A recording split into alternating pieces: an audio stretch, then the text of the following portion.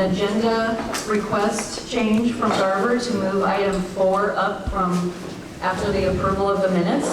Is there any objection to that?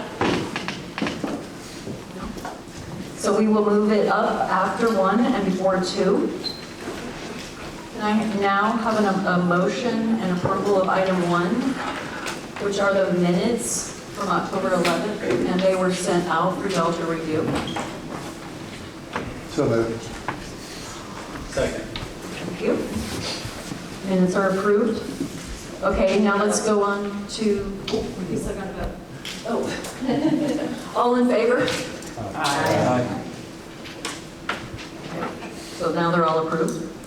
Okay, let's now go on to item 4. Mary.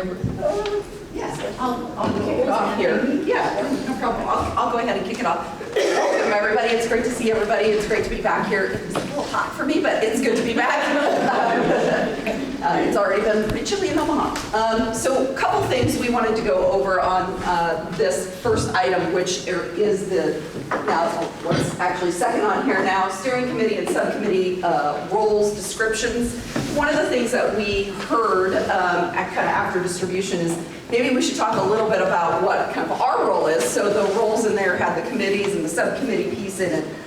So we just thought we'd take a minute to kind of just talk a little bit about the RDG Garver role in this process. So, you know, our role really is to bring kind of our professional expertise in areas of urban planning and public engagement and civil engineering to this process. It's also to guide the city and the steering committee and the community through the process as we review and assimilate kind of pretty complex ideas that we have to kind of bring together. And so that's part of our job to do that and to look at these kind of multi-dimensional topics that we have to work our way through. And finally, at the end of the day, to create the comprehensive master plans that will guide the city over the next decade. Really, so we're planning for the next 20 years, but really, you know, a community tends to kind of revisit it every 10 years or so. So our role in that final plan at the end of the day is to prepare and draft a plan that we will deliver to staff and to you as the steering committee, and ultimately the planning commission, and finally the city council for their approval. So just we thought we'd add that into what was shared, and want to just take a moment to pause, I guess, in what was shared in the material that was sent out to you earlier this week. Any questions that you have on that material? What email address did it come from? From Elizabeth. Okay. I don't. Okay. So the other piece that was in that email was kind of our high level. The last month we took kind of the bubble diagram, and this is kind of a blow up of that. This is kind of the high level overall process. I just want to point out, you know, this is where we are today, right here in this kind of first column where we're looking at that Norman Today and community insights piece. Again, this is something that we basically went over all of this, but kind of added it as a little bit more of kind of a flow chart piece based on some feedback that we got from the last meeting. But one of the things that we realized, kind of the next layer of this, is to talk a little bit more about the individual master plans and how they kind of fit into this process too. So that's where I'm going to hand this over to Mary Elizabeth and let her talk a little bit about that process that they're going through as they're leading, you know, a good chunk of those kind of individual master plans. So I'm going to hand it over. Before you hand it over, are we through talking about the A and Norman role descriptions, or is that after Mary Elizabeth? I would say this is all under that same agenda item, so if we have questions about that, we can do it now, or we can come back to it after her piece too. I just want to make sure, I know many people on this committee, as I talked about in our meeting last week, have had experience on steering committees. And as we talked last week, and it became kind of clear to me that we have more of an advisory role, I want to make sure that everyone sitting around this table understands that and don't have the expectations of the chair that she is in any way driving the process, and that it really is a staff consultant-driven process, and we are serving more as an advisory committee. And it says that in the description, but I don't want that to be overlooked by everybody sitting around this table because of the expectations I think that some people may have from experiences. Did everyone kind of catch that already? Well, I would just add that those expectations were there because this is called the steering committee, right? So I think words are important, They are. and that advisory part doesn't like me. I'm not saying I have a problem with it, it was just, I don't think, I didn't understand that. Sure, and that's a great example for us coming into, we hadn't realized that kind of the definition of steering committee maybe had been a little bit different in communities before. So once we realized that, we were like, oh, we maybe need to like flesh this out a little bit more here and help people understand. Yeah. Yeah, the other thing that is different from this is that it's a real holistic opportunity to bring all the plans together. So it's very different than has ever been attempted before in this community. So it's an exciting opportunity to really, work together and make a really overlapping, awesome, in-depth plan. So, I mean, I'm sorry, I don't mean to like push on this, but I just want to make sure that everyone's expectations are, like, we're all operating from the same sort of vernacular, for lack of a better way of saying it, in that, so like, Elizabeth is not setting the agenda for these meetings. It's, coming from the staff and the consultants, and then, she and then I review it. And so, again, just to be completely clear and transparent about the process, given that it's called the steering committee, and again, some of us have different experiences with what that means. So I think if anyone has any questions or wants clarification, now is the time to bring that up. And thanks for your comment. And I think why we're making sure that everybody understands is because this has become quite an issue with some individuals. So we just want to make it very clear, okay, that I'm not setting the agenda and doing things on my own. It's a group process. I'd just like to make one last comment. I hope that that is what the community and the council envisioned, advisory, because in the end, I think all of us wouldn't put our time into this if we didn't want it to be successful and approved at the end. So I truly hope, and I don't know, I mean, we have an audience here, if that was the intention. I'm not trying to call anybody out or ask anybody to comment on that. I just hope that that was the intention when people signed up to serve, when we were, appointed by council, then that's amenable to our community, because we know our community likes to be very involved and they pay attention.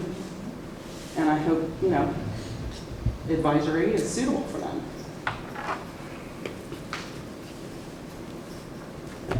Yes. What's the role of the ex officios? Partners. The partners, okay. There'll be key in groups and organizations that we will continue to kind of touch base back with throughout the process as kind of key stakeholders. So we've been meeting with them and getting their input and understanding around the kind of current condition piece, and we'll be kind of touching base with them throughout the process to kind of get their feedback, just to broaden the scope of who we're kind of hearing from and getting their input too. I just heard secondhand that they were not to participate in this discussion, which kind of confused me, if we just needed an audience or... Right. Yeah, well, and see, that's the challenging part. As an appointed committee of by the council, and the council, when they identified them, they didn't identify individuals, this is my understanding. So the partners were identified, I believe, in That's correct. the resolution. That's correct. Yeah, of just organizations and not individuals. Yeah, so there were just, I think, the way I took it is like, these are important. These were kind of some of our key organizations in our community that we needed to make sure that us as the consultant were engaging in the process. I don't know if that a very good example, explanation. It may be fair, however, how it's written in the resolution is that they're non-voting, which implies that they're part of this group and they can be at the table involved in the conversation, because those entities represent thousands of individuals in this community, thousands of workforce, thousands of landowners. So that's why I think there's been some confusion. Otherwise, we wouldn't have had to say that they're non-voting. Because we're voting and other people are non-voting, so there was clarity issues there. I intended to do this at the top of the meeting because this has been an issue the last two. Can we check and see if everybody can hear in the back? Are you all good? Okay. No, not really. Okay. Okay. No. Yep. So we can. Okay. He's just recording it. Okay. No, we've got a mic, so thanks for reminding me of that. I always forget. I have a very loud voice, so I sometimes forget. And I know it's just been, Attention it's one of the library reasons we were customer. here. To the owner of a Ford Runner with the license plate number KAN873, you left your lights on. I repeat, to the owner of a Ford Runner with the license plate number KAN873, you left your lights on. Thank you. I'm assuming that's nobody here. Okay, I did understand from the last meeting, whenever you were speaking, that we are an advisory committee. I guess the question would be, what percentage are we advisory? Like, obviously, you guys are the experts, you are writing the language, etc. How much does our input weigh in on that? Are we able to change things, etc.? Like, how advisory are we? How much of it is coming in? That's an interesting question. I would say, you know, it's fairly, I don't know if there's a percentage that I can give to it, but I would say fairly strong. I mean, there's going to be times where we're going to say, you know, well, legally we can't do that, or we might come, you know, have some feedback that says, well, here's the other trickle effects that might have, or something like along that line. But everything that you say here will be taken into consideration and to the best of ability as we can. We also, I think, and hopefully this won't be an issue because we're all here partners at the table, but we're also looking at all the other community feedback we're getting through this process, and how do we balance that? You know, we view you as kind of part of this team of getting to the finish line and of looking at all the material that we're looking at, and all kind of seeing, hopefully, at the end of the day, the big picture of where we're trying to get to. Did that answer your question? Okay. It might help when I go through the process too, that some of that might clarify a little bit as well, maybe. So, you want me to go ahead and get started on that? Okay. Okay. Well, good evening, everyone. As Amy mentioned, my name is Mary Elizabeth Mock, and we're partnered with RDG, and Garver is leading a lot of the technical master planning aspects of the comprehensive plan. And so what I'd like to do is, you see them up here, they're in the colored sections in black. We're going to walk through each one of the process behind under which master planning is accomplished. And so this is really applicable across all of the master plans, and we could even translate that to the comprehensive plan itself. But you'll see at discrete moments when we hit certain milestones that we'll expect some feedback from you all, and it'll be in a building block type format. So let's go ahead and get started. So the master plan's developed through specific tasks that build on each other as we move through this process. So over here we have what we have called baseline development. I'm not really sure where it stands. I don't want to be in the way, but I guess I'm short enough. And so that baseline development is really going to set the stage for that first building block. It says, where are we going to be in the future? So I'll give a couple examples. Okay. So today informs our future baselines. And I have a couple examples of how we've done this in the past, and even how Norman has done that as well. So population projections are probably one of the most critical aspects of how we start master planning processes. So if you can imagine water, can you hear me better now? Yes. So population really sets the stage for how we develop how traffic is handled in the city, how much water needs to be developed, and water resources, as well as how we're going to deliver that water. Same thing for wastewater and housing, so forth and so on. So population projections are going to be one of the first main aspects of feedback that we're going to need from you all as a group. And that's because it just sets that stage so importantly.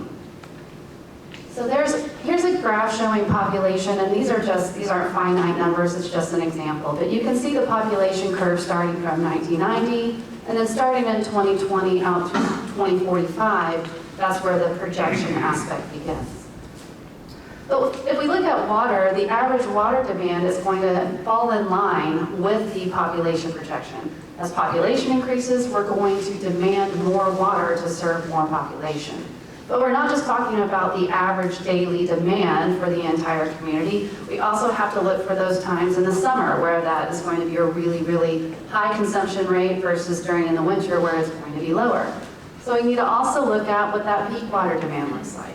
But again, it all rolls back and is dependent upon the population, okay? So that would be an example, for example, or on the water master planning process. So here's another example that Amy has provided, and she's going to go through some of this more in depth after me. But this is a breakdown of the age over the 2020 and 2010, broken down by gender, but also by age, okay? And so this will help inform us on housing requirements through every stage of life. So as we're moving through that planning process and seeing how the population is broken down by age, it'll impact decisions that you all might make as a committee, or decisions that, or alternatives, excuse me, that we might evaluate on how best to serve each stage of that life. So here's another example, traffic. Nobody likes traffic jams, right? But if we know that we have to plan for a certain amount of population, then we know best how to route that traffic through our community in the most efficient way possible. So this is actually an example from Norman showing West Lindsay and flood and how their diurnal curves throughout the day is going to affect traffic flow. So again, it's how many people on the streets will need to be accommodated for as we plan on the comprehensive traffic plan. And then again, we have previously the Norman bike routes and the other successful planning we've done with the Go Norman. And all these different plans that we've used in the past, we're going to evaluate those and then take them forward and see what works. And then that'll also inform us on how best to do it moving forward over the next 20 years.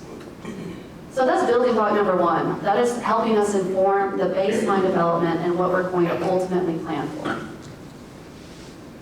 So then we have the next building block, and you can see that these clearly build on each other. And what's most important about that is when you all help make those decisions, when you say, hey, I have an issue with this, we need to make sure to address it timely.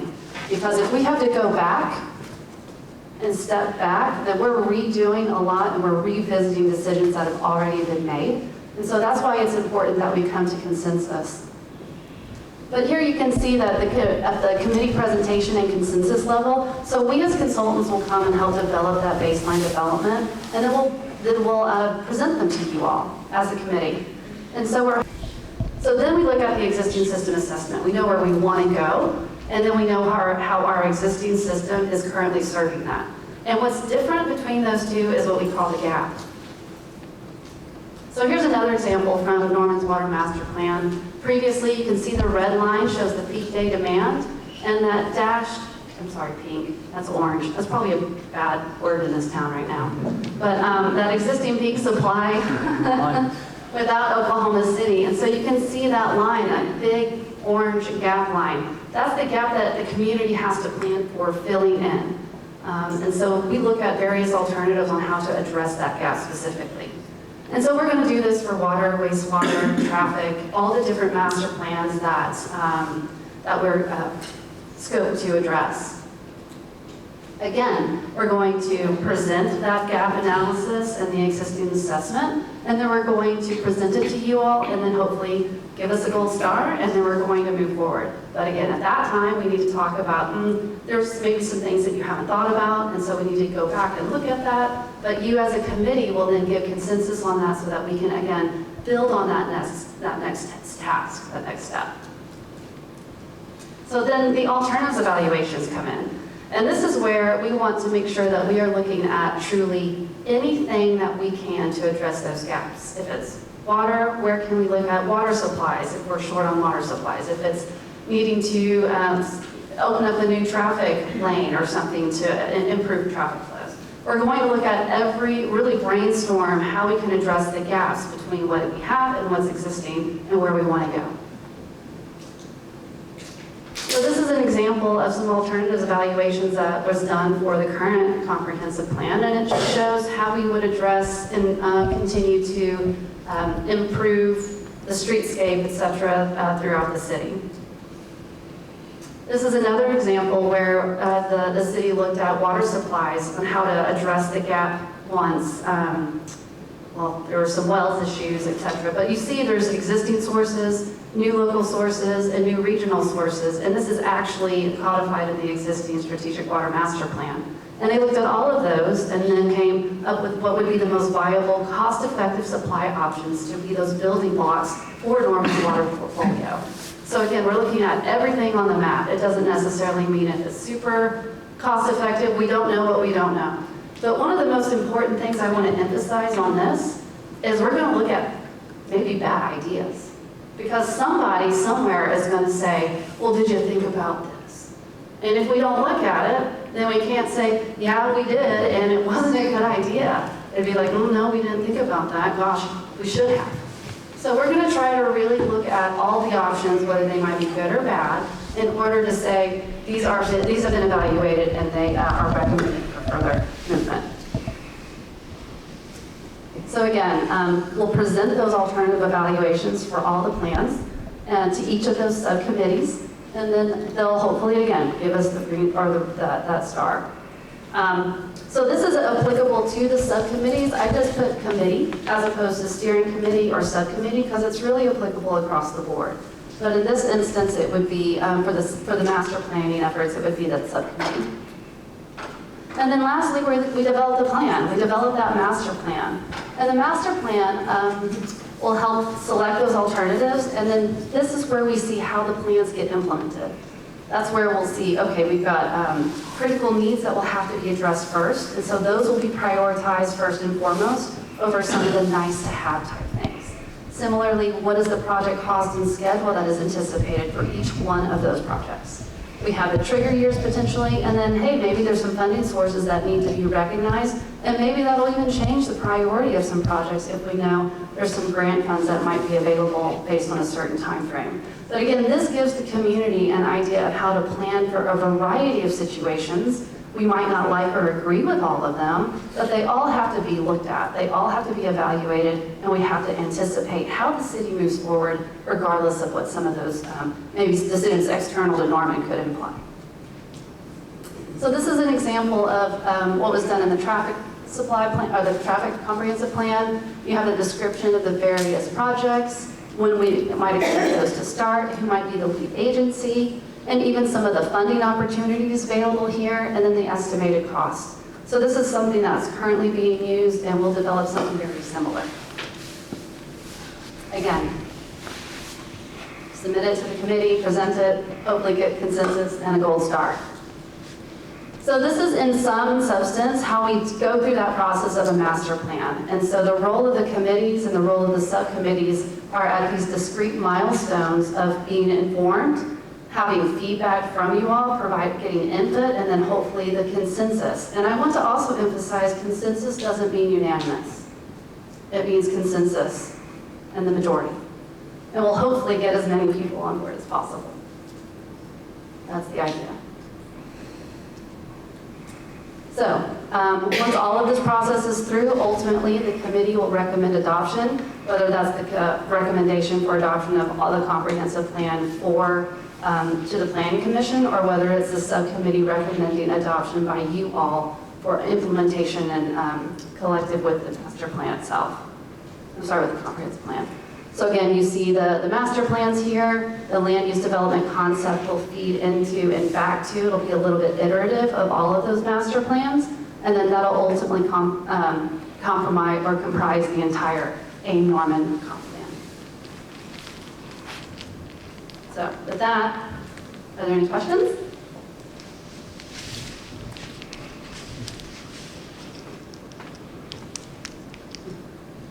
This is that time where you guys have it to say.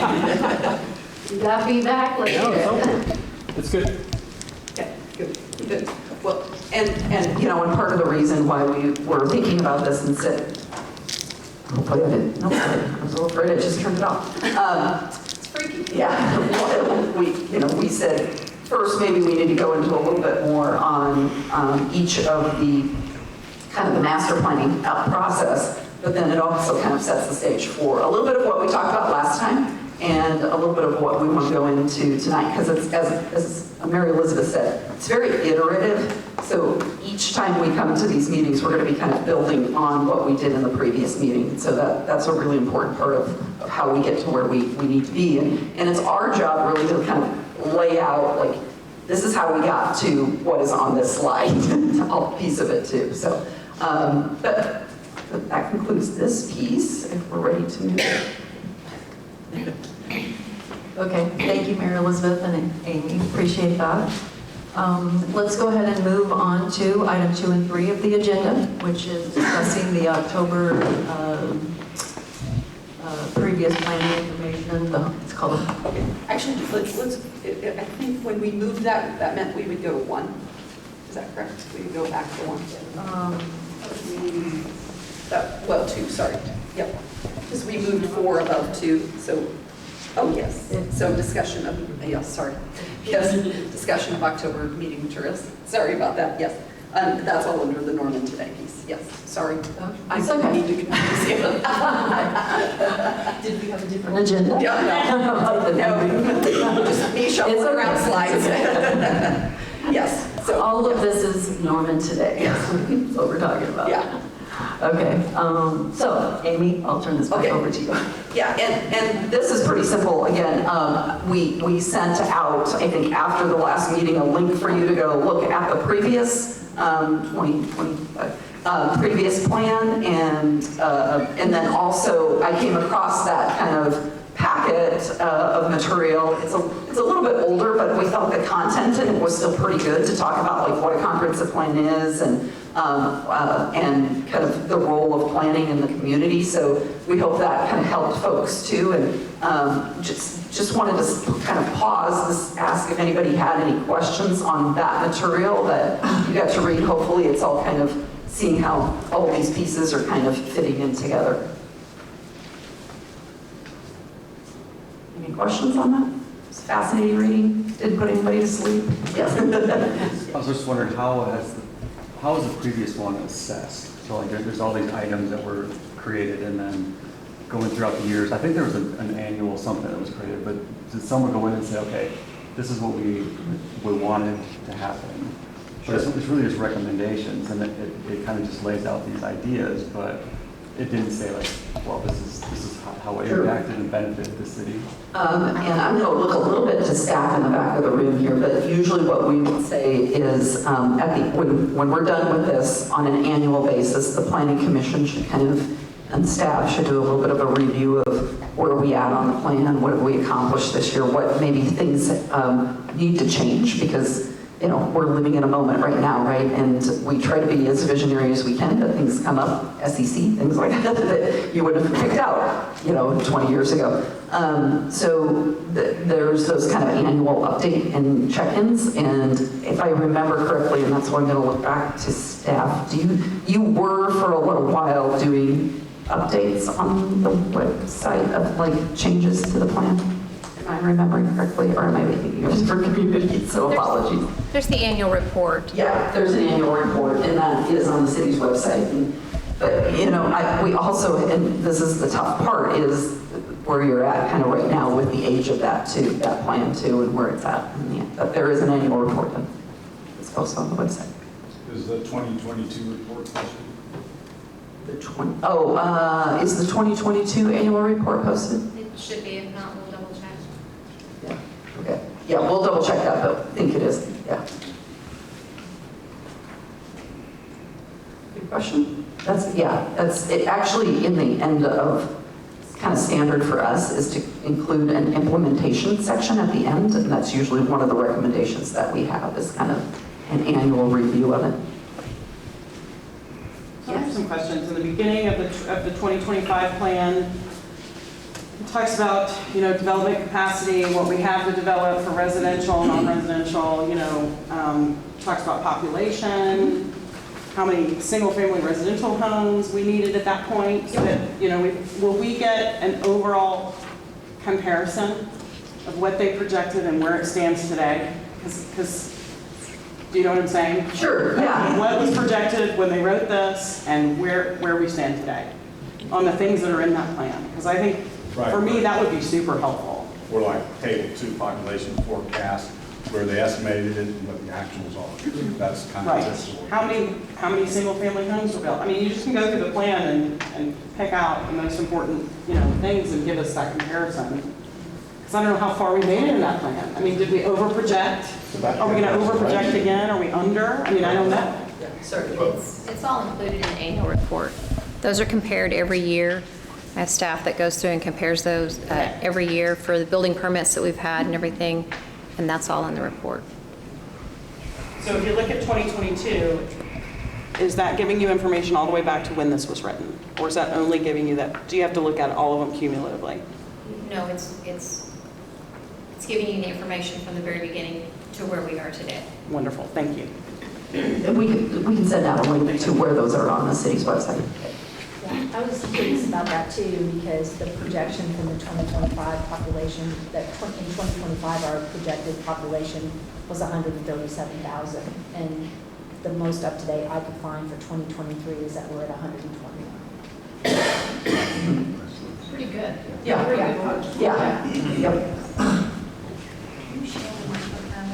Yeah, okay, yep. So the comment there was, do you want me to repeat it, or do you want to repeat it? Yeah, I need to follow my own recommendation to use the microphone. I was just curious about some of that too, and just started with the most obvious with in the plan, the projection for 2025 is that we'd be at 137,000, and we're at 129 in 2023. So, yeah, What you'll see tonight will be your 2020, which is decennial, which is probably a little bit lower than that, but yeah, it's very close. Very close. Good question. Yes. I hate to give people more homework, but kind of in that same line of thinking, if you guys haven't read the RFP, sorry, I'm usually loser than that. If you guys haven't read the RFP, that's helpful because a lot of that information is contained in it. When the city actually put this together and requested proposals from our consultants, it's going to be, a lot of that is addressed. So RFP might be another piece of something to read, get everybody up to speed. Thank you.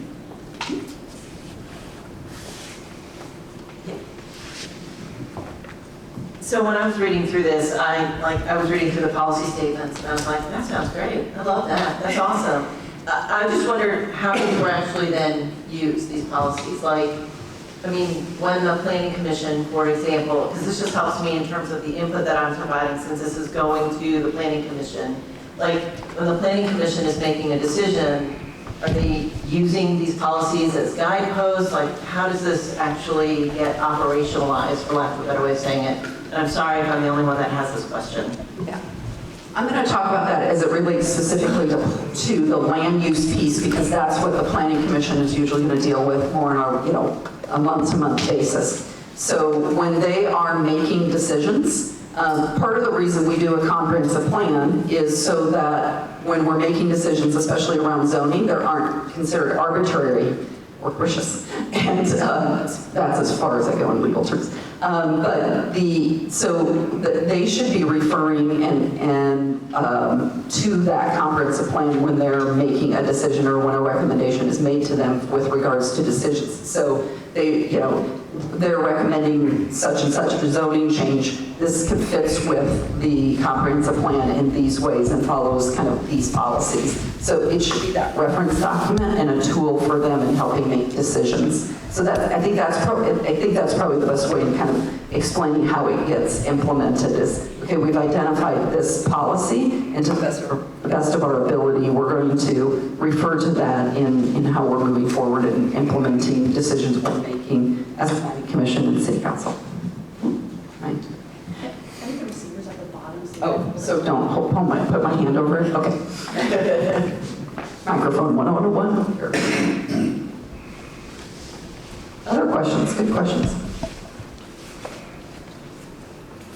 Yeah, I've got a question. In there was some technical reports that are available. Okay. Could you send us the links to those, please? Are those still current, Jane?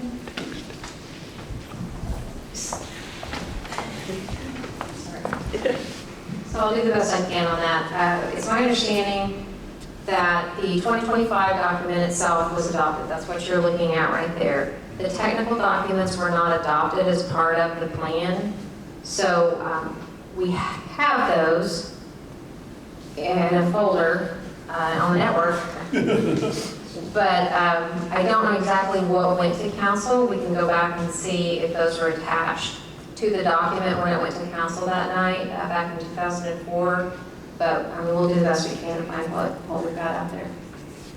And my guess would be, in most communities, that a lot of those technical documents have been updated over the years in some of the other master plans that have been done, because, you know, your transportation master plan and a few of those things have been updated. So some of those technical documents probably have been updated in some of the other plans that we're looking at through this process too. That would be my guess anyway, and I put my hand on the bottom of it. That would be the standard for most communities anyway.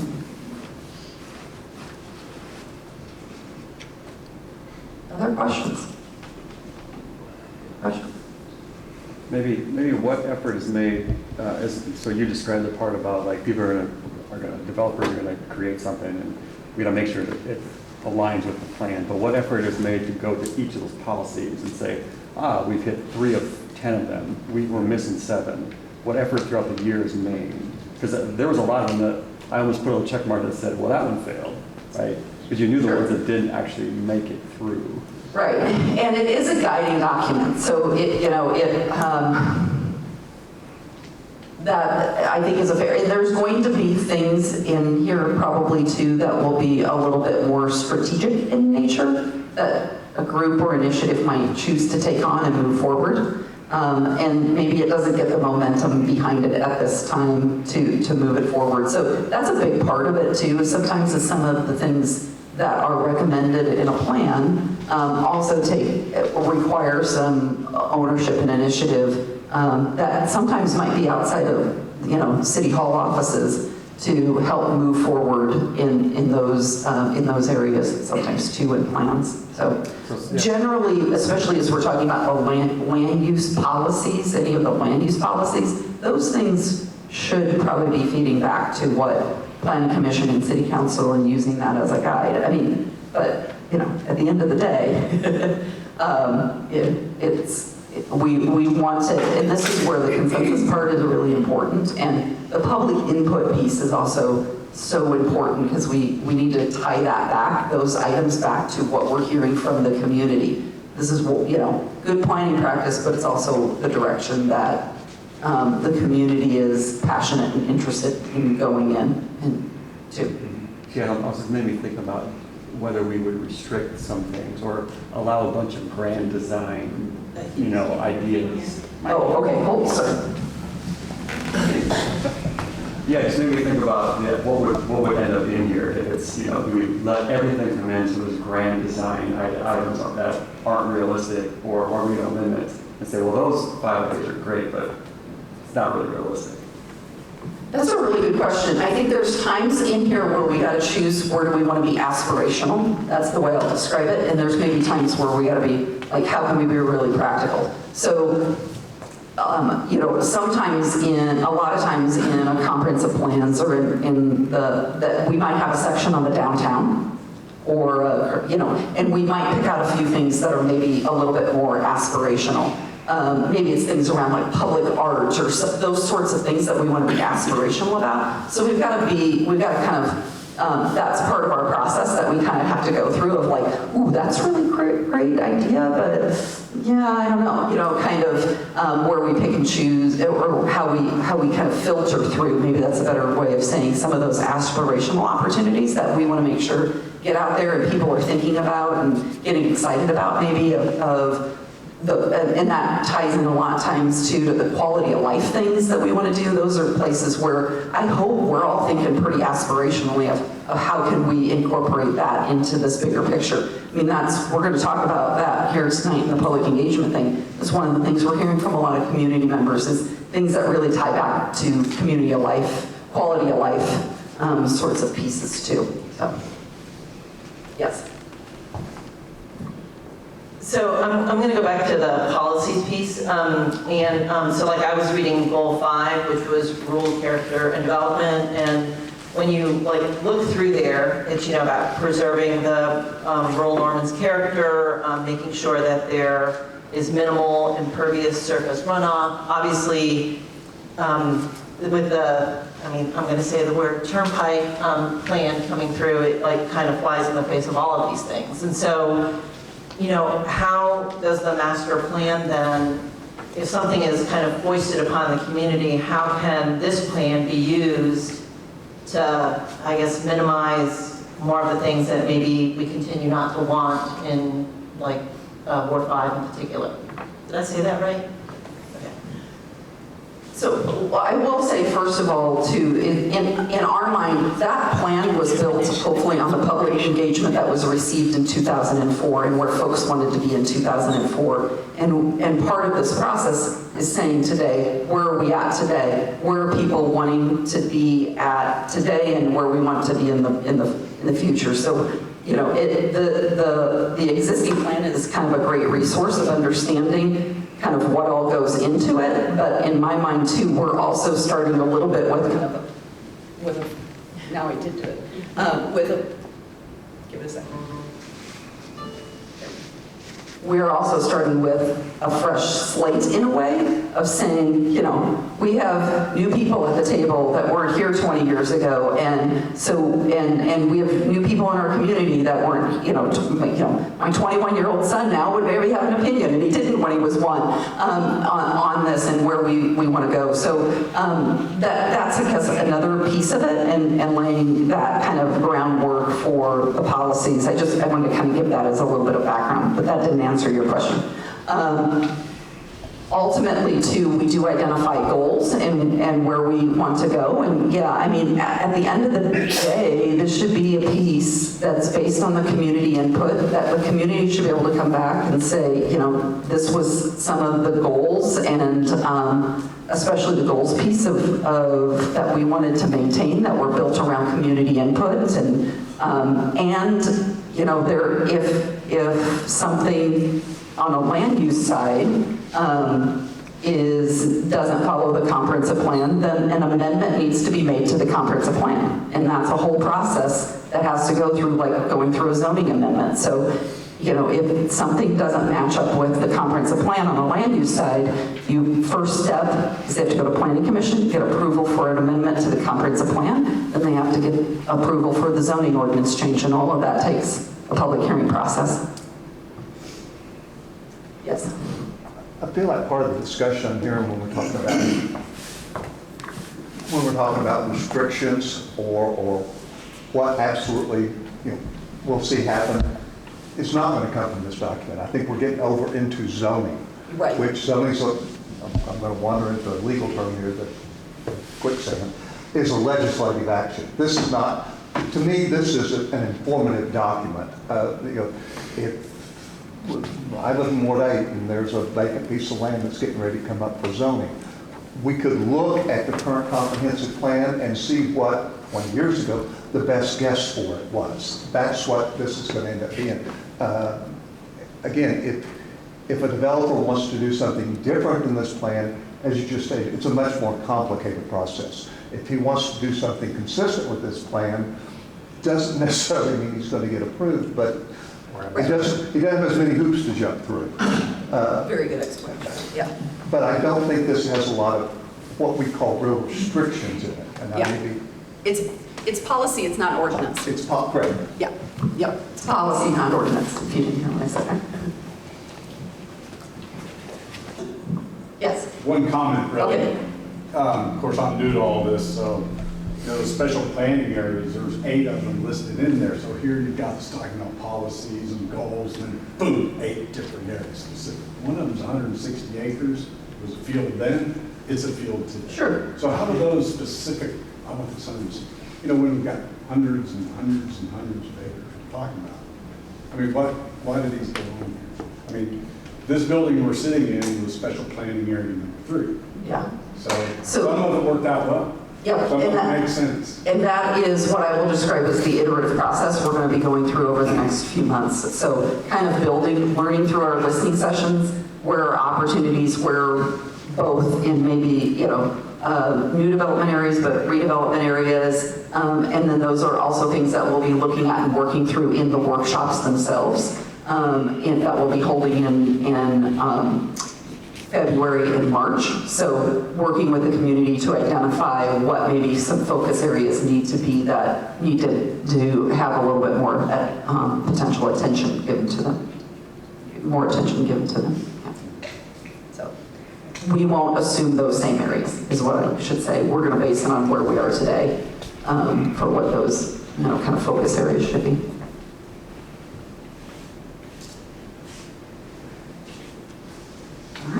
Well, great.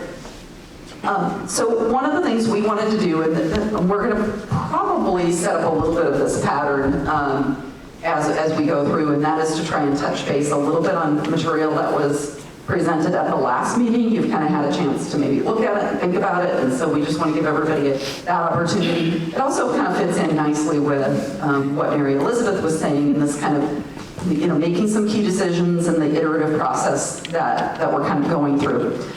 So this is, if you remember correctly, this was looking at kind of our historic pattern. And generally speaking, we've been over, except for the last decade where we're at 1.4% annual growth rate. Otherwise, we've been hovering, over a 1.5% annual growth rate. So that's our trend. And there's really not much right now today that says, that trend would change, and we wouldn't continue to grow when you look at this very long historic pattern of continued growth and interest in being here. And we talked about a couple different scenarios last month. One, because of the student population and how it influences. For the most part, student populations stay generally fairly kind of static or steady, and they just replace themselves. They don't stay here and have babies and grow the population too often. They're usually just kind of replacing themselves. So we looked at a couple different scenarios of how to do that. We had scenario A, the population projection, where in this scenario, we assumed that and maybe this is actually, now that I'm looking at this again, we should maybe relabel this, but it was the percentage of students in the total population is declining. So full-time enrolled students, if you remember from last month, take up about 16% of the population, and they've been decreasing as a percentage because our overall population of non-students has been growing. Okay? So this assumes some growth in that student population, but not assuming that we're going to stay at 16% because that would create some really big numbers. But anyway, this scenario with a 1.5% annual growth rate got us to about 185,000 by 2045. And then we had another scenario where we said we're going to apply that 1.5% annual growth rate. We're going to take to a scenario where the students are taken out. So we took the students out of the population, we applied the growth rate, we added the students back in, and said then kind of the lower end of that projection might be 176,000. So this gives us a range of where we think we might be by 2045, somewhere between 176,000 and that 185,000. So this then, as Mary Elizabeth said, becomes a really important part, and one of the things, I'm actually going to hand it here to Charlie in a little bit, because we're going to talk a little, because the next step in this is looking at land use and then the housing piece of this, and how many units does this population start to demand? Question. So this was all, nothing's changed here. This was exactly what was last month. Maybe just the thought of the SEC inflection point, right? So I mean, this will be different. Typically it'd be fine. You could always assume previous, Right. this is a weird inflection point that's going to happen.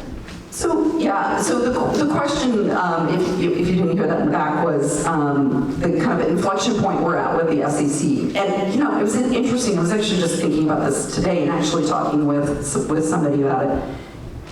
at 16% of the population, I mean, even if our student population grows by 1,000 students, or I'm just pulling that number out.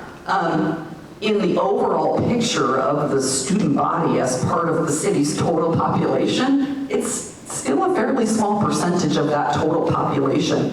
We do probably need to think about it in the sense of the housing piece, but that's also where, those conversations with the university and understanding their plans for housing and all of those things will be really important as we move through especially the housing plan piece, because students that live on campus do not generate housing unit demand off campus.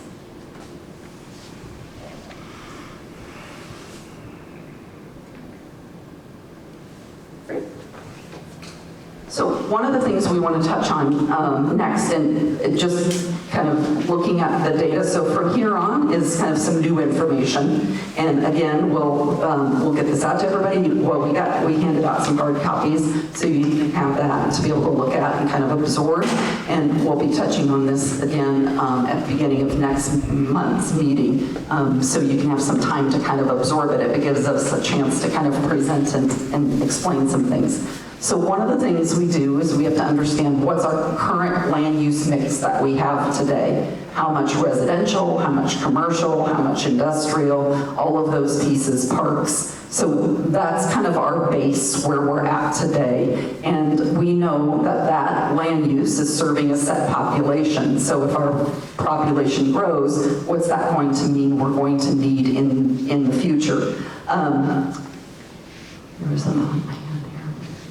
Oh, I was just going to say, just as a little piece here, so colors mean something to planners. When you're looking at these maps, we don't randomly choose these colors. And so if you're like, why are those colors not red? Within planning, there's for many, many years now, there's been kind of a standard palette of colors. So yellows to browns are usually residential. Reds, pinks are commercial. Purples are usually industrial. Blues are civic. Parks are green. That makes sense, right? So those are just kind of, when you kind of glance at these quickly, when you see yellows, that's residential. When you see reds, that's usually commercial. Blues would be civic, and so forth. So it's kind of an easy way to pick up and look at colors. That's my kind of little planning 101 when you're looking at a land use map. So you'll see these colors kind of carried forward in some of the future maps that we're creating down the road. There's a big draft stamped on this because we are still kind of field checking and verifying those maps. So those are definitely, and these numbers here, so you see there's a draft stamped behind this. There are some things we are double checking, and in fact, we were looking at it again today and even seeing a couple big things of that's marked as civic, it should be park, and so we're going through and kind of field checking, staff checking some things, making sure that the data is correct. But kind of high level, we're starting to understand where we're at in the community. And one of the things that we might also do, this is looking at the entire city limit, what's inside the entire city limits. So one of the things I think we'll do and have ready for you for next month too, is to look at maybe more kind of the core urbanized area and how this land use breaks down within that specific area too. So, but this will all be really important as we kind of build. And we got a question. Let me go back. Sorry. Yep. Are those? Is this actual numbers with the 772,657 acres of developed land contrasted by 56,064 acres? We're a city of 192 square miles. That seems not to represent Norman. What is that?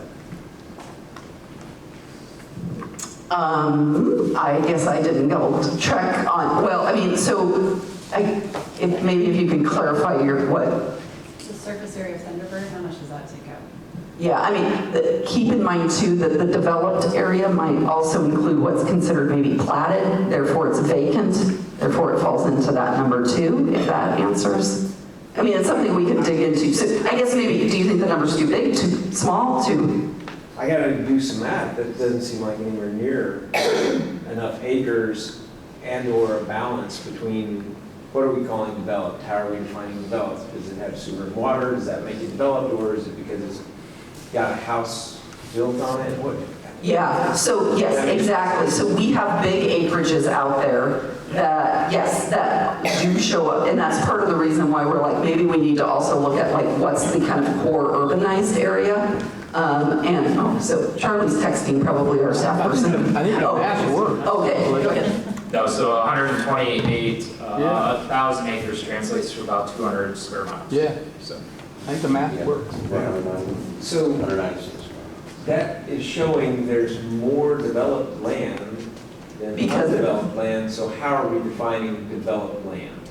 Anything, if a parcel has a land use on it, like a home, and it can be a 10-acre parcel, then it is a developed it's considered a developed parcel. Yeah, that would, I can go back and double check that, but I'm 99% sure that that's probably, would you agree with that, Charlie? That's probably how, yeah.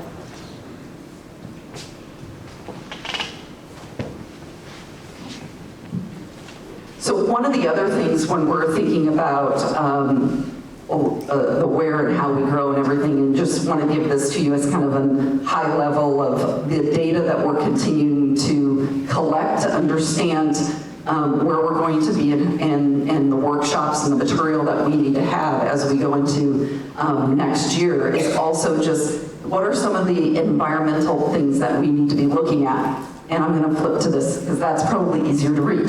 And so one of the things we did is we look at what we call some of the major constraint areas. So these are areas, the areas in red are in the 100-year floodplain, or they have wetlands, or they're the floodway, or they have steep slopes, which are slopes over 15%. So these are areas that we should probably be thinking about, how do we preserve those? How do we protect greenways or recreation or agriculture?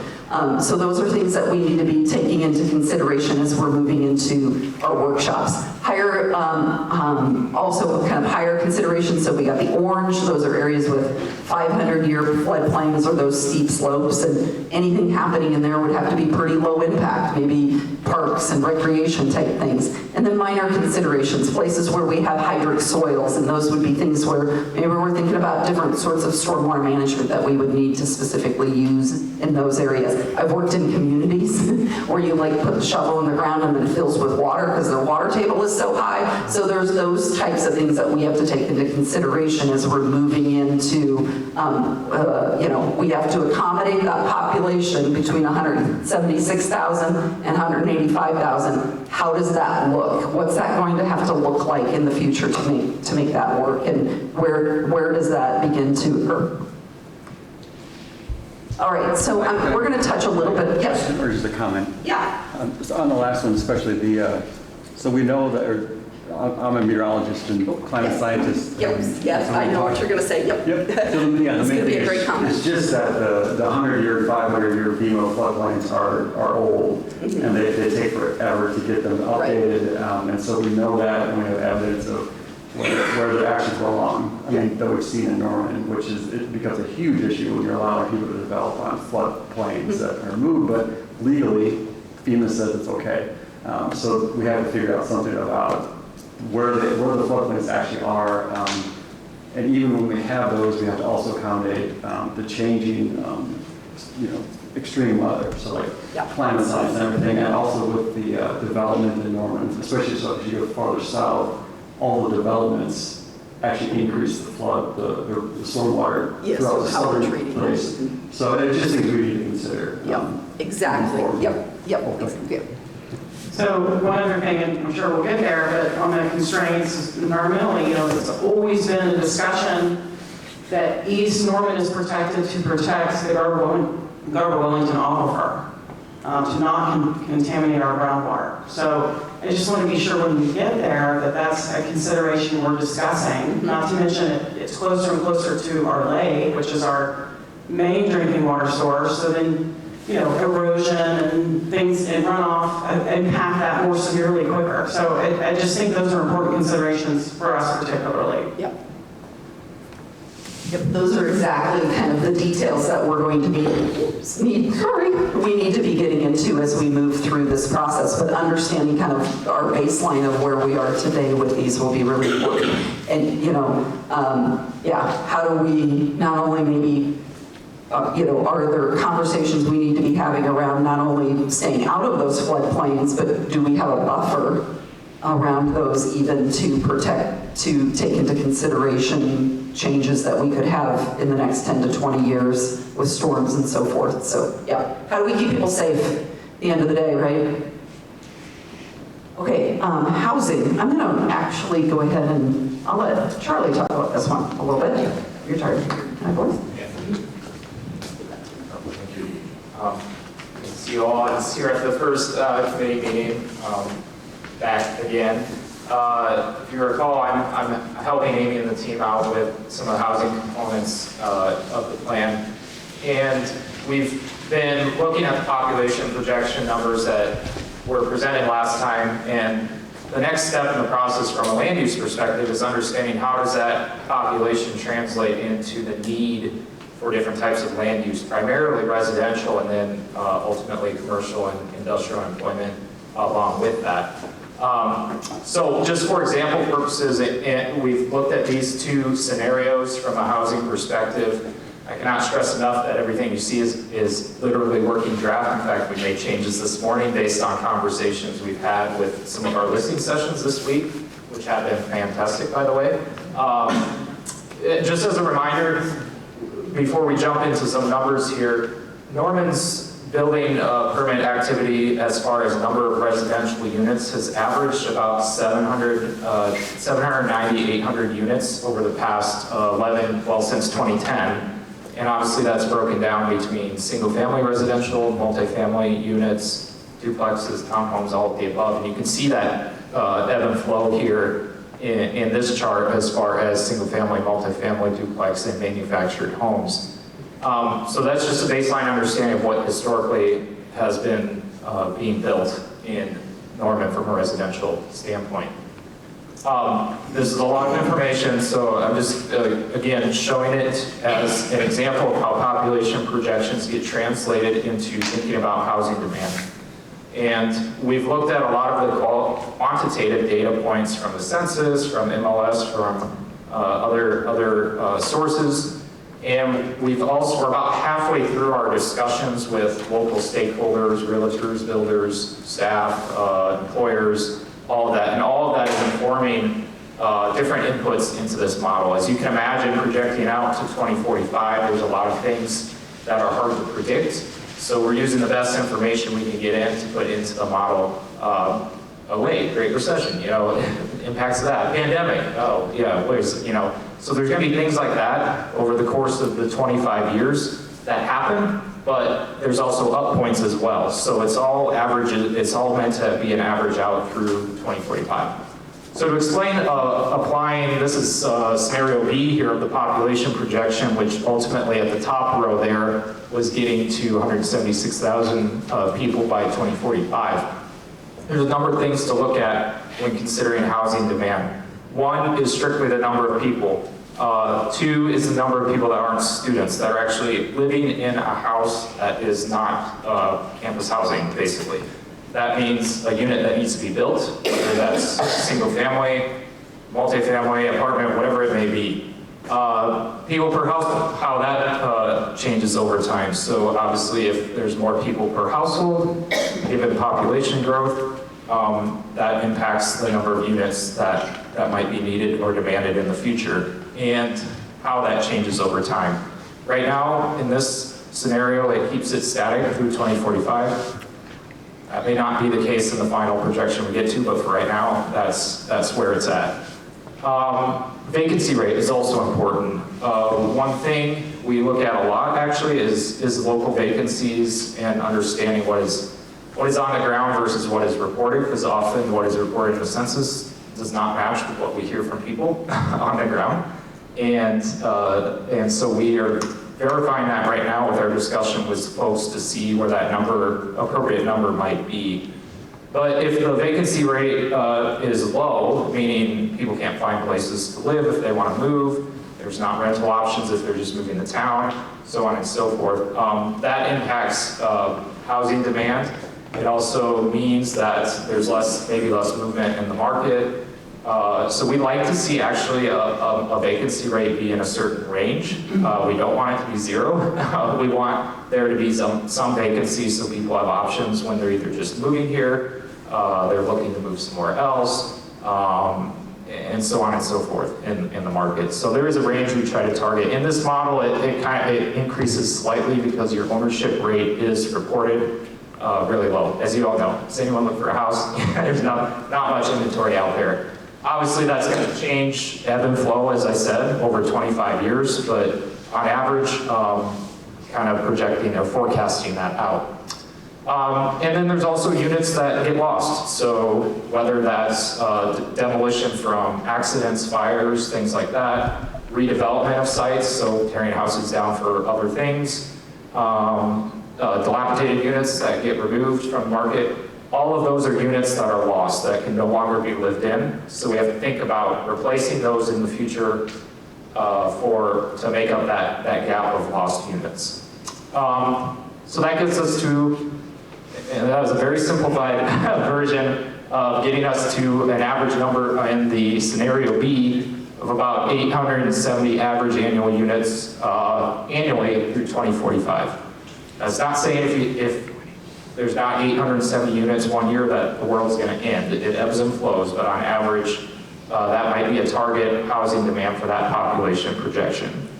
One scenario, working draft, still discussing with people on the different variables and assumptions in here, but just illustrating how this then translates into land use demand. I'll move on to the scenario B here, so you can, or scenario A, so you can look at that while I continue to talk. This ultimately, then the next step is once we get comfortable with kind of the demand we think is appropriate in Norman, what types of units does that 1,000 units look like? What is the breakdown of percentages between single family, multifamily, townhomes, different density levels that Norman needs to satisfy demand? So this isn't saying, I can pretty assuredly say right now, this is not 1,000 detached single-family homes. This is spread across different housing types, different types of densities, infill, new development, redevelopment, all of the above. And so that's the next step after this, is breaking that down. And also breaking it down by price point.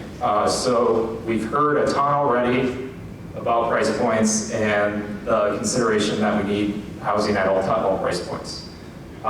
We know the lowest value price points cannot be filled necessarily by building new, because it costs a certain amount to build new, and that's the price point, and it's going to be higher than some can afford.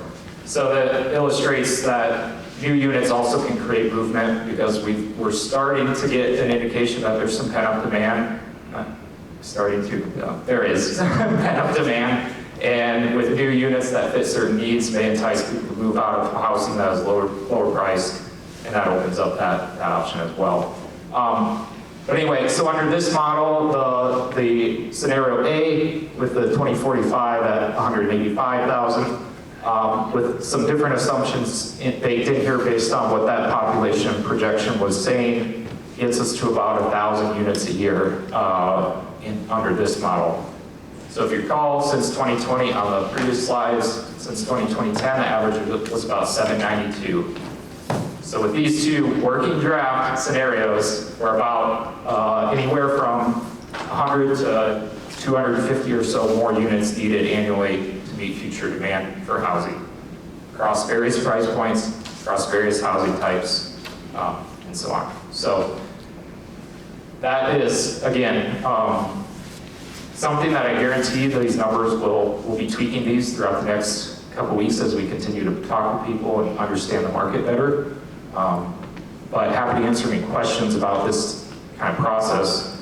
I will say this directly fills into planning need for different types of land uses and acreage needs. So We're not just drawing boxes on the map to say this should be this. It's based on a model that says we need to plan for this many acres and these types of different land uses. I think that was the lot. Yeah, so go back.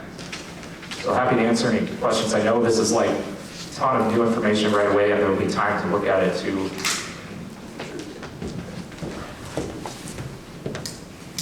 As y'all are pulling historical numbers, can you pull redevelopment numbers on what we've done historically in redevelopment? Let me say, Richard and I did Center City 3 times, Lee only did it twice. I'm behind. I think that involves a lot of our redevelopment, and to be honest with you, I don't think any of us are really happy where we ended up. And hoping we don't make some mistakes. I hope we don't make same mistakes again.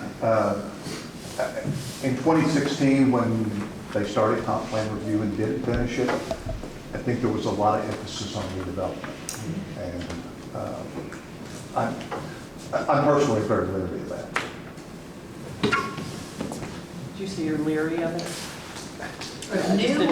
Amanda's not constipated. I just didn't know if I heard you. Yeah, that you said I don't want to overemphasize redevelopment is my concern. To Jim's point, it would be super interesting to be able to know how many things got torn down and how many things actually got built, so that we could have a realistic view of the percentage of, last year. I know you don't have last year's numbers. There were only 417 single-family houses built in Norman. It's been declining, the 22 and 23. Yeah, and that we're going to spend a lot of time in here talking about infill, redevelopment, to Jim's point, we talked about that a lot in 2017 in a very unrealistic way. And I think if we look at those total numbers and see what has actually been redeveloped and how it fits in, it would help everybody get some clarity around it.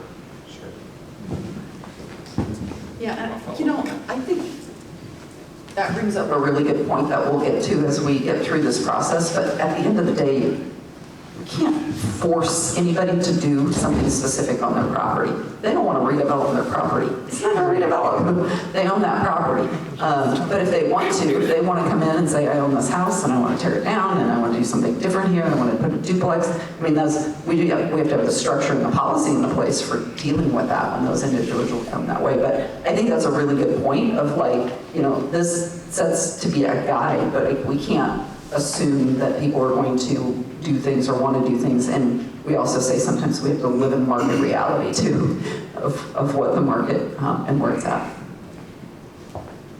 I have a very basic question. The 2.36 average household size, did that include students? Okay, good. That's helpful. And then the second question is, how does factoring in people who are housing burdened into this whole thing? Because I keep hearing we need housing at all pricing points, but we know that we have a lot of our fellow citizens that are very housing burdened and don't want that to kind of get lost. Yeah, definitely. We'll be breaking out those price points and how many units might be demanded in those price points. But it's an extremely good point because we know new construction is not going to satisfy the abilities of every household to be able to live there, right? There's cost points. So the question becomes, what percentage of those can be filled by existing housing that people are moving out to move to low maintenance, retiree housing, or they're moving because they've been looking for 10 years and they've just never found something, and finally they found something and moved out. So the existing housing stock is going to be crucial especially for those that are extremely housing burdened and from a rental standpoint and ownership standpoint. And then another part of the housing policy when we get there is maintenance of that existing housing stock. So it's going to be extremely important that we think strategically about when demolition of existing housing is appropriate and when it's not. because you're never going to get that house back at that price point. So I think I hopefully helped you. I know it's kind of the future steps of the process. Yeah. It's a mix. Yeah. Absolutely. Anything else? Yeah. Well, what these will, like I said, will be, I'm sure we'll be sharing, we will be sharing this again at the next meeting as we continue our discussions with folks throughout the community. I just have a quick clarification. Yeah. The vacancy rate, does that include all types of housing?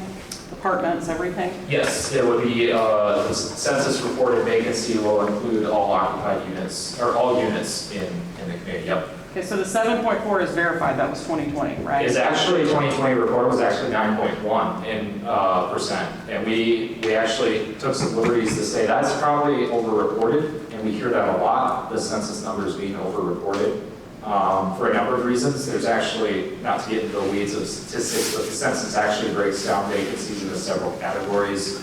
For rent, occupied, but not, or excuse me, sold, not occupied, blah, blah, blah. Seasonal use, and then other vacant, which is a whole bunch of reasons, might be in foreclosure, so on and so forth. So what we've initially been hearing from the people we're talking to is that vacancy is pretty low. Another point I should point out is the time at which the census is taken might overlap a little bit when students are transitioning from different rental options, which might result in a little higher rental vacancy rate than maybe there actually is in other times of the year. So. Well, I just want to make the point, in 2016, we built a ton of student apartments. Lots of apartments were built. And I think that they were quite empty for several years. I have no doubt they're less empty than they used to be, but because we're a university town, I would think our vacancy rate really could be higher if it's overbuilt than 7.4. I mean, you made the comment that it was 9 point something actually reported. So I just feel like we're a little bit of a special case that you can overbuild that student housing and it sits empty because it did for a while and it might still some, I don't know. I just wanted you to remember that. And Amy, I know we've done a lot of work in different college, university communities. I don't know if you have any. Yeah, no, I mean, I was just going to say that in our initial interviews, what we're hearing is those are not vacant. They're pretty full right now. And we also have to take into consideration what was happening. As Charlie said, we try to understand when it was taken and students moving in and out, but also in the spring of 2020, we could have had a number of students that were choosing to not be here, and their unit was getting counted empty at that time. So that's something else. But in our initial interviews, what we're hearing is those are pretty full. So. Do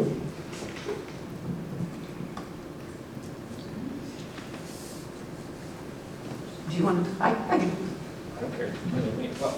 Yeah. I'll talk about parks too. I love parks. Yeah, everyone loves parks. Yeah.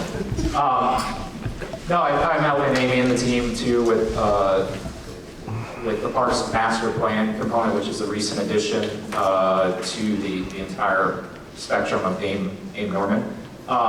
So we just want to take a couple seconds just to add, give you a briefing of the process of the Parks Master Plan component. This sounds like a broken record, but it's pretty much the same as what Mary Elizabeth described as the beginning. Looking at what previous planning efforts for our baseline understanding, inventory and analysis, which is what we're just initially starting to do, that is visiting all the parks, understanding the equipment and what's the inventory of what's in each park. In fact, we're barely even into starting that yet because this is a fairly recent addition. Looking at parks and public spaces planning as far as new parks and public spaces, which is part of the land use plan as this all gets connected together, and identifying where strategically new parks should be relative to residential neighborhood growth and that sort of thing, and so on. So all those green dots on the future land use map. Recreation and programming plan, that's more the thinking about not just the facilities within the park, but the recreational program of those spaces and other things in the community, not just parks, but facilities as well. And then looking at the physical side of things, what can the city from a staff resource perspective and also a financial perspective, feasibly do on an annual basis. So obviously can't do everything at once. And do we have the resources, what types of resources are needed to maintain that over time? So we'll be looking quite detailed at that. Implementation plan, which will tie in not just to the parks component, but also with the land use components as well, and then final plan. So again, just there's a lot of work to do on the Parks Master Plan. If everyone knows, there's 68 some parks in the city today, and we are going to visit every single one of them and photo inventory every single one of them and inventory every single piece of equipment in every single 68 parks. So we got our work cut out for us.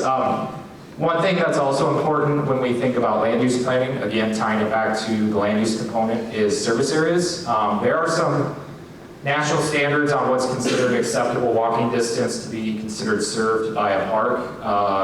Traditionally, it's a 1/4 to a 1/2 mile. I tend to personally lean more towards the fourth mile, but this is showing kind of that boundary around the parks today. And you can start to see if the color's showing up correctly here. Some initial, maybe perhaps gaps, even with the existing developed areas in Norman today. Again, this is a guideline, the 4th and 1/2 mile, but it's a good starting point to start to understand what areas might be underserved by park spaces. And so this is something that we'll be doing a detailed look at. Of course, it's a little different out in some rural areas where there's large acreages and not as much population and that sort of thing. And obviously our state park isn't shown here and some other things that this is just city parks. Yeah. You're only going to be looking at city parks, not at private parks, which are open to the public but are maintained privately. Correct. So the master plan itself is looking at city-operated parks and recreation spaces, but we will be looking and thinking about other spaces that are open. So if there's school facilities that are not necessarily owned and maintained by the city, but are open at various times for the public to use, it's something to think about, not something that we're going to fiscally plan around, I guess, if that makes sense. Because the city doesn't have jurisdiction over those elements. The HOA spaces as well is kind of the same thing. So. Yeah, but I don't want the city to go in and put a park right next door to a private park, because, you know what I mean? Well, that's what I mean. That into consideration. Yeah, that's why we have to look at all the spaces that are used by the public, because it doesn't make sense to put it doesn't make sense to put another space next to something that's already serving an area, even if it's not necessarily maintained by the city. Sure, okay. I misunderstood, I'm sorry. I know we're running into our time here. Trails and transportation is also another thing that ties into the transportation master plan component. Again, just trying to show how all these things are interweaved together and why it's such a good idea to do this all at the same time. I won't dive into much detail on here just because this is existing and proposed based on currently approved plans in the city. So. Yeah, I mean, I think we have some stuff here to present that you're going to have probably quite a bit of questions about. So this was basically just to say, hey, we've added this parks component in, and here's the process, and here's some of the data that we'll start to collect. So to give you that little bit of background, because we did that for the other plans last month, so we wanted to provide that this month. So we'll have lots more time to talk about this. I think some of the public engagement stuff you're going to be really interested in, so I want to make sure we give ourselves some time. I don't mean to rush through this, but it was just to give you a high-level overview and kind of bring you up to speed like the other plans. So if we're okay, maybe to move on to the public engagement piece. Is that right? Okay. So yeah. This is going to be some fun. This is like hot off the press. We were waiting till the very last minute to put these slides together so we had the most absolute current data that we could provide to you. We have, so this gives a little bit of a high-level overview of some of the activities we've been having on the website. We've had over 4,000 visits 291 comments have been shared there. Our monthly poll, we have about 600 and over 600 people who've participated in the monthly poll, and that's combining the 2 months, so September and October together, and we'll show those in a little bit more detail. At this point, we've done about 8 events and have about 60 comments dropped in the comment box. But I will say that usually when we have an event, we can, because one of the things we have at all the events is the QR code to go to the project website. We will see an uptick in the project website. So people are going there, they're leaving comments, they're filling out the survey. So even if they don't drop a comment card in, they're often we're getting input through the website, and they're engaging in that way. So what did we learn from the monthly polls that we've had out there so far? In September, we had one question in September. What 3 assets do you think are most important for a strong neighborhood? Coming in at number 1, most frequent was sidewalks, then lightings, then range of housing costs, and mix of housing types tied for 3rd place on those. And we had about 98 respondents on that particular survey.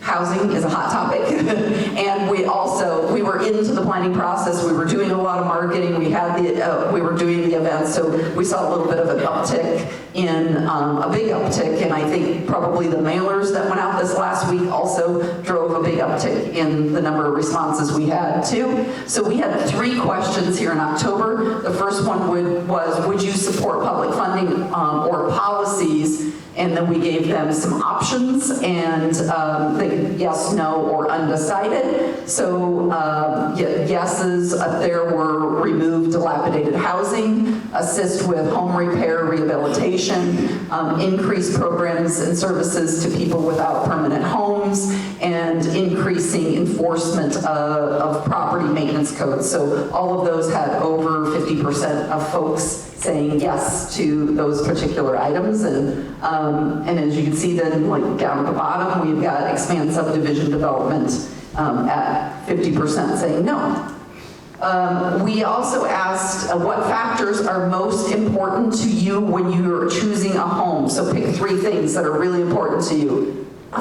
Imagine affordability is at the top, the cost, the neighborhood, number of bedrooms, all of those things ranking as like the top ones that folks identified.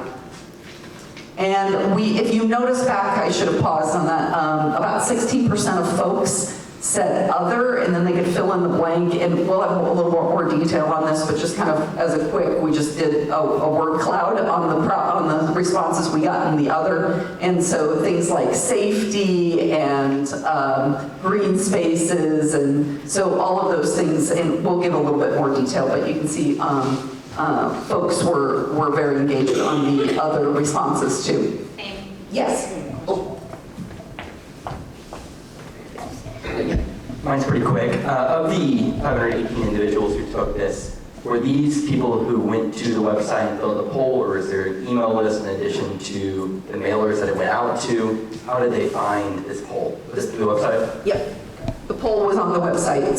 So we did, I think there was an email. So if people had signed up in September, I believe, on the website, because people can sign up and say, I'd like to get updates, they would have gotten an email saying, hey, new polling question on the website, go to the website. And so at all the events, that was one of the things, like polling questions on the website, go to the website. And so we've put those right on the front page, so makes it pretty easy for folks. Yeah. Mm-hmm. And can you go back? Sorry, I think thanks. Ooh, wrong way. Oh,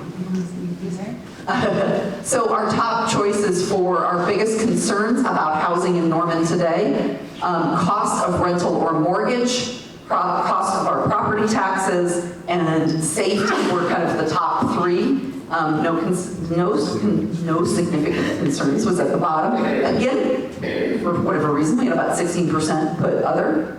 could be the same 16%, I'm not sure. But so of those, so 86 individuals added in some comments.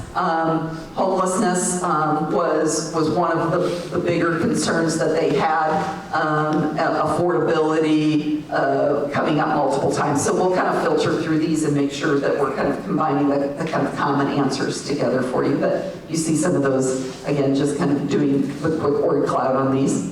As mentioned, we've done about 8 pop-up events, had 60 comment cards filled out, and some of the common themes we were hearing on the comment cards: housing affordability, pedestrian improvements, and we're going to go into this a little bit more because this is one of the interesting things that we like sometimes about using these pop-up events and the polling questions and the listening sessions is we're looking for where are themes and where, especially in the listening sessions, maybe that we're getting a little bit next level information around that theme.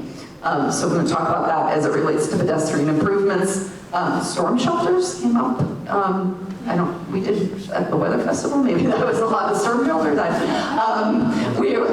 Dining and entertainment was another, because this was kind of what's your big idea, what would you really like to see in the community? Addressing the needs of the unhoused, expanding economic opportunities for the city, and just kind of music and entertainment venues in general coming up. And it's kind of common themes we're seeing on those comment cards coming through.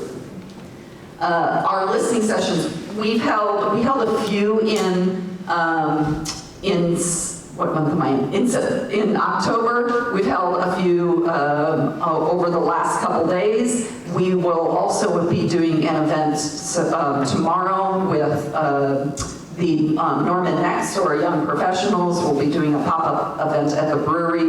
In the month coming up here, we'll be doing some pop-up events at at one of the food pantries, and a few other events that we have coming up in November and December that I think will give a kind of even broader diversity to some of the things we're hearing. But some of the things that we're hearing right now, and we'll have more to add to this, but need for more housing across the board.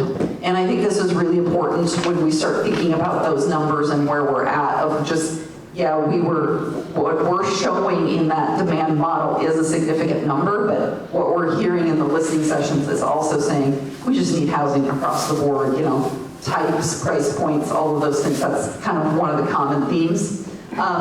We need to update the zoning ordinance, and that might be slightly reflective of the groups we've met with so far, but that was also a common theme. Opportunities for arts and entertainment, just how can we continue to leverage what's really a great economic development opportunity for the community. This gets into the walkability thing. We've had a number of groups talking about walkability. It comes down to safety, specifically infrastructure, sidewalks existing and the quality of those sidewalks coming up frequently, and then also the lighting piece. So we saw the lighting piece in the survey, but we're also hearing it a little bit in the listening sessions, and it's a kind of that safety issue. Are alleys lighted? Are streets lighted? Are we feeling comfortable where we're walking at night based on the lighting quality? And we're hearing that from a number of different individuals in the community. We're also hearing a lot about we really need to be pretty efficient and smart about how we're going to grow in the next 20 years. Lots of, or I shouldn't say lots, but a few times the Griffin site has also come up as being an opportunity. So this goes a little bit to, I think, Richard, your question about or was it Dan, how do we identify some of the key areas we're going to maybe need to focus on. This type of input starts to help us understand that, okay, maybe Griffin sites might be one of those sites that we need to take a look at. And when I say opportunities and challenges, we've also been hearing from some of our social service providers about the challenges of the services that are moving from there and how we're going to address those needs. And then just finding better ways to serve the unhoused, and that's been a pretty common theme I think we've heard in about every one of our listening sessions, from very young individuals to some of our older residents. So it's the full gamut on that, and just again how very compassionate We've, a lot of compassion we've been hearing in this community. It's been very impressive, but how do we do a better job of that? I guess we can go back. Questions on the listing. I'll talk a little bit more here in next steps about our upcoming events that we're going to do, but any questions, and I can go back and slides. Yes. We'll just pass it around. This is just a logistic question. Is it possible for us to get a list of the listening sessions, so if we have the time, we can show up and listen? Exactly. Yep, we can share those. We, on this trip, we only have one more. We're probably gonna have a couple that are maybe by Zoom, but yeah, we can do that.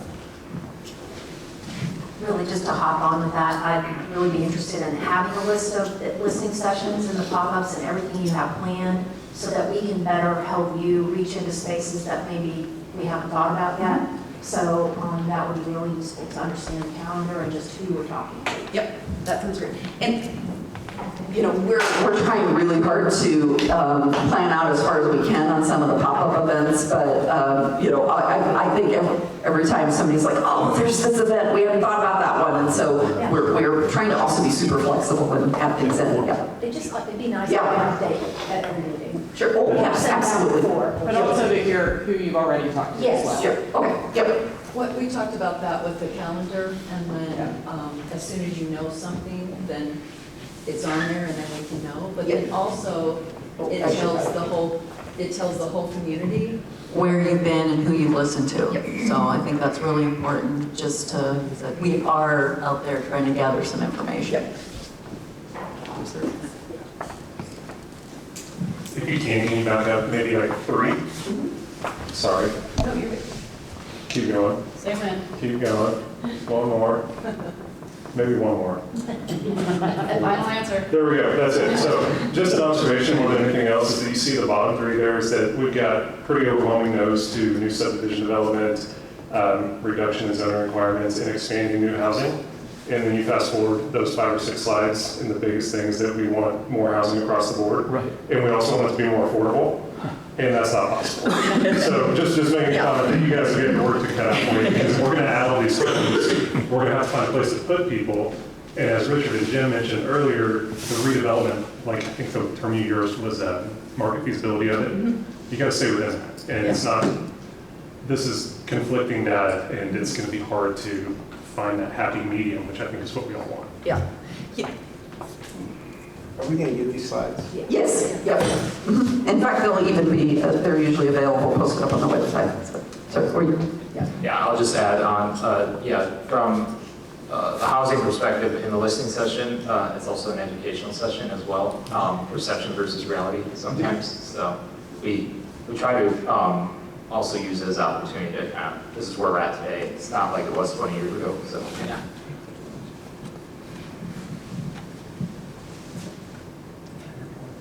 Other questions?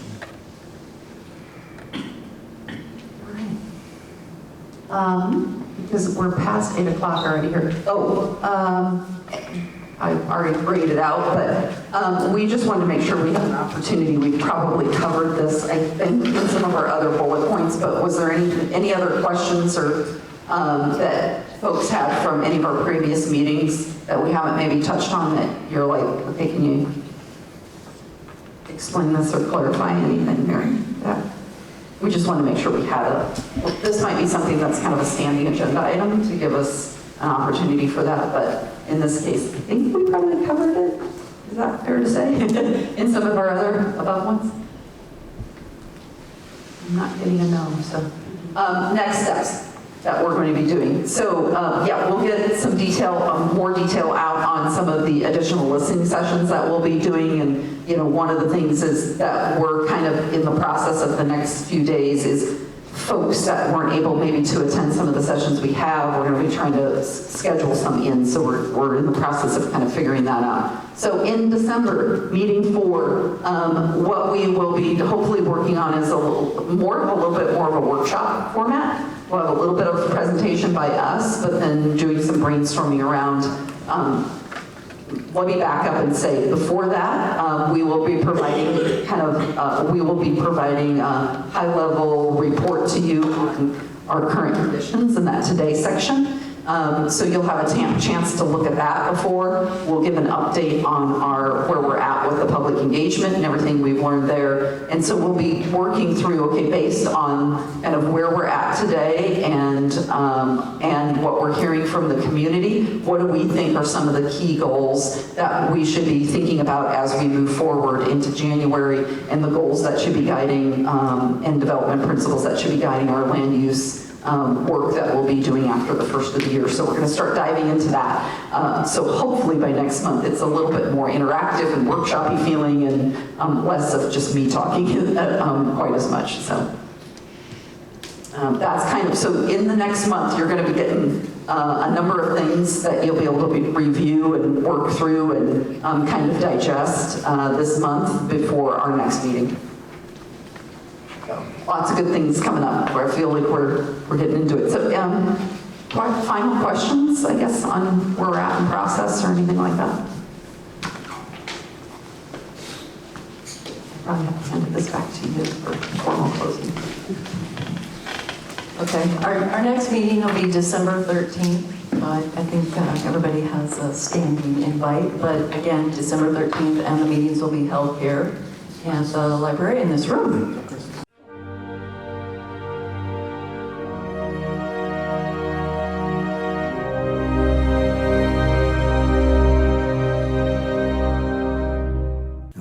Item number 22.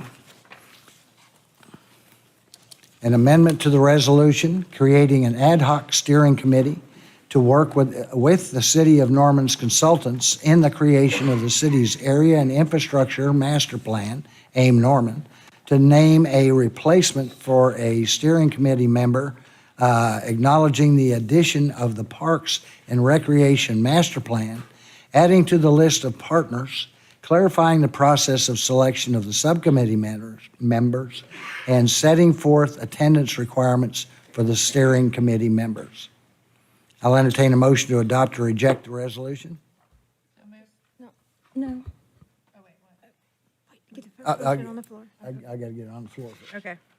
I had a motion. Did I have a second?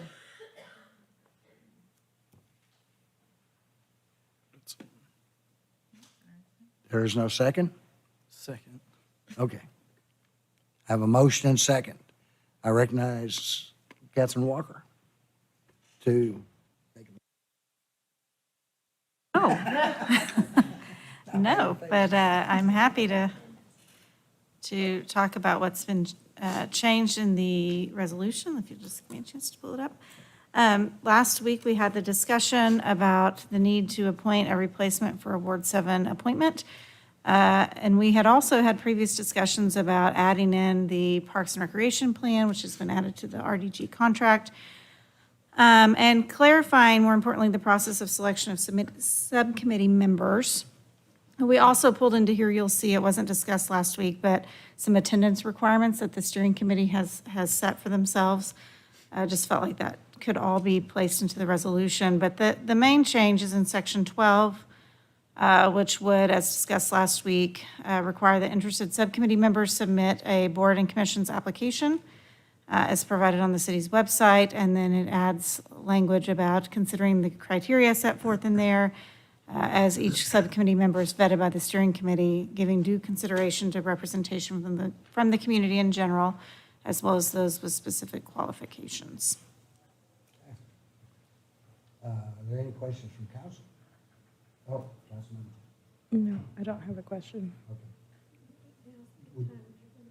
Oh, okay. Sorry. I do have a motion to make. A motion to postpone to a date certain of November 14th, 2023.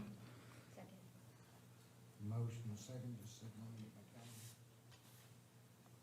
November 14th.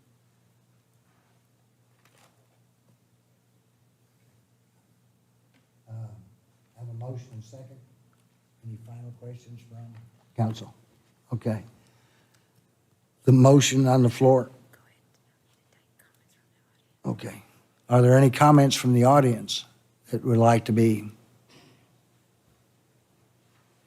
Hearing none. Russell?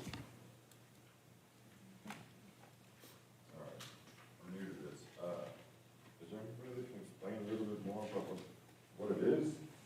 What it basically is this resolution. We had a resolution that we had worked out, and they want to make some changes to it.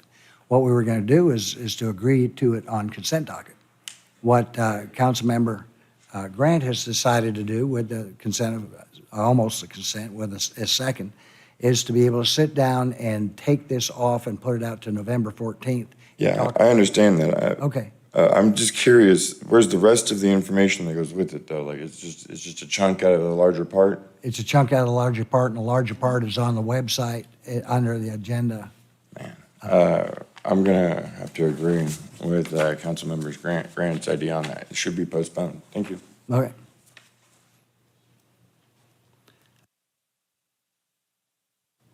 Yes, ma'am.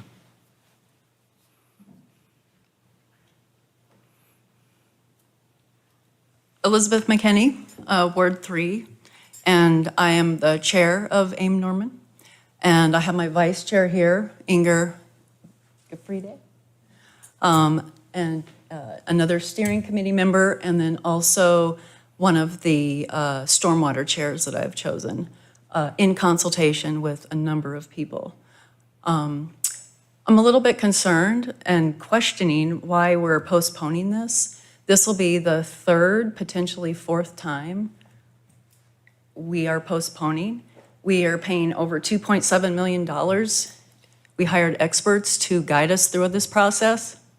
So just wondering why that there is a postponement and what's the result of that? What do you hope to occur with that? Because I can tell you that the steering committee is getting a little frustrated with 3, 4, we're in direction, we're not direction, what are we doing?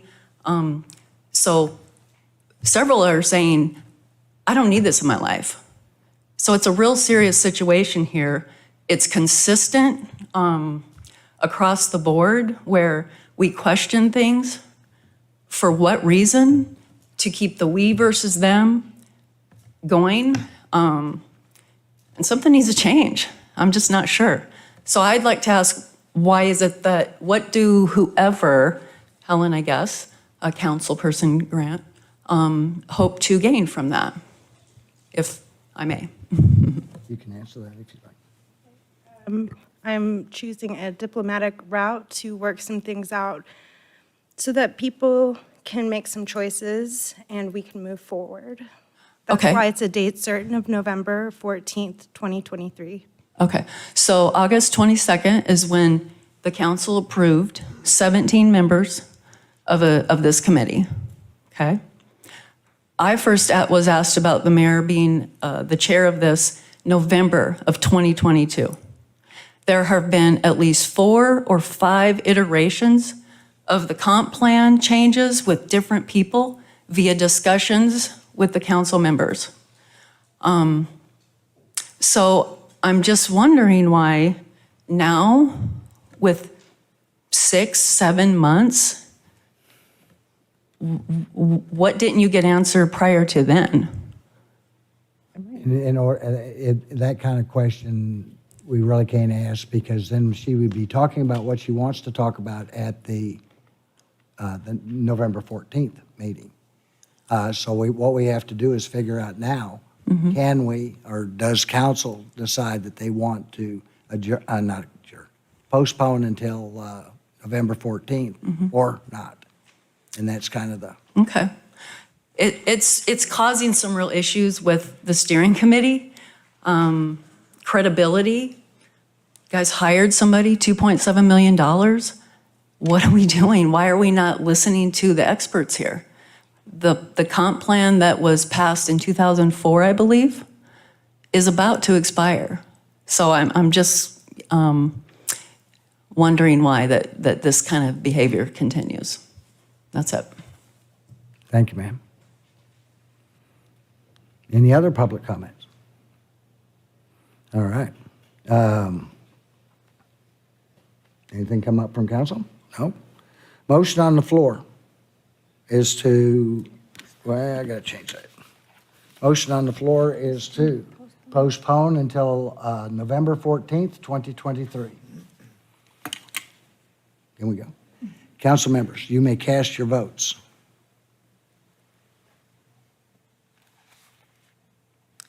All votes have been postponed. Passes by a vote of 7-2, voting against, Councilmember Ball and Mayor Heikkila. Thank you, ma'am. So to answer your question, Ms. McKinney, is that it will be postponed until the 14th, and we will have a discussion on it at that time. 6:30. So I do appreciate it, Amy and Mayor Elizabeth and Charlie, for all your hard work and presentations. And I want to take this opportunity as the chair to make a couple comments. At the last city council meeting, there was a resolution that was pulled off the agenda and items to come up for discussion on the 14th of this month, next week. So I want to read a statement before I adjourn.